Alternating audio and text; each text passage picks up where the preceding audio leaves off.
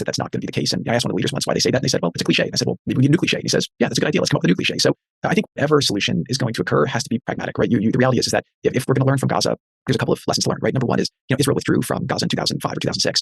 They forcibly removed 50,000 Israeli settlers from Gaza. All those people, they left their homes, they left their businesses, thinking that would be peace. They transferred governance of Gaza to the Palestinians. The Palestinians then had an election. Again, it was the PA at the time convinced the Bush administration to allow for Hamas, even though their charter called for the destruction of Israel, to participate in the election, and they won in a democratic election. Since that time, there's been no improvement in the economy. It's become a real security risk for Israel. And so Israel withdrew and then let them govern themselves. And now you have what's happened today be the case. So I think the reality is that, if you look at the historical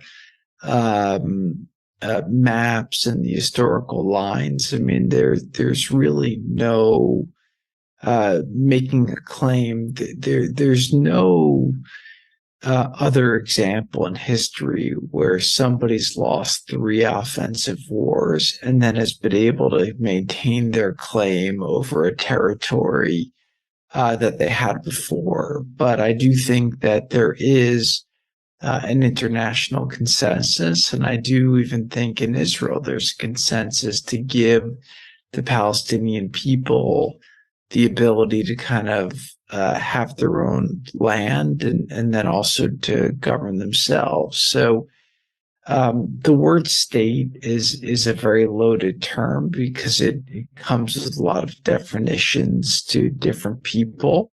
But I think the constructs of what's achievable is in the West Bank or Gaza. There can be no security threat to Israel. And this is something that they were insistent on before, and I was sympathetic. This was even before October 7th.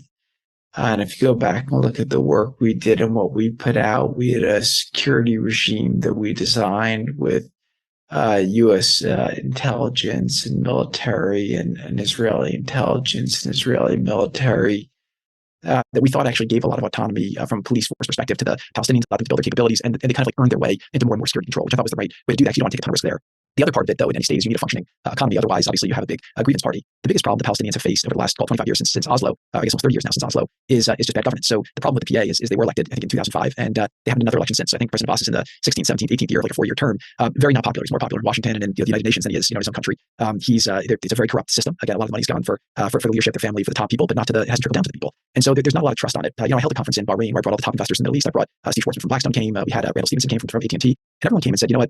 We actually would love to help the Palestinian people. We'd love to invest here. And then they looked at the magnitude of it. It's 3 million people, which is like a small state in the West Bank, and 2 million in Gaza against like a small state in the US. And obviously to build things, it's much cheaper. The GDP per capita there is about 3,000 per person. So, it's cheaper labor. It's connected right to Israel, right? Which is like, California not being connected to Silicon Valley. So the prospects for prosperity spillover are massive, big sandwich between the rich Gulf and the growing Israel. So, but the thing that's missing for the Palestinians is very basic things, right? There's no fair judiciary. There's no rule of law. The governance is terrible. The institutions are incredibly opaque. And what all these people are saying is, we'd love to invest here, but it's just not an investable place. And so the thing that's been holding back the Palestinian people has not been Israel. It's been their bad leadership. And again, you're seeing other places in the Middle East that with the proper leadership, investments can come, and those investments will actually lead to people living a much better life. How does that leadership change in your view? So the way that I would think about this is that if you're waiting for a solution to come to you, you're not going to find it, right? If you say, okay, let's go back to the UN, well, they have a perfect track record of failure. Let's go back to the PA, well, they have a perfect track record of failure. You're definitely not going to go back to Hamas. So you need to find something different. So I think you either need to create something new, or you need to look at what's working and put it together. So some places that can do it. The World Bank has a lot of good institutional knowledge. They helped us work on the plan. The World Bank and the IMF.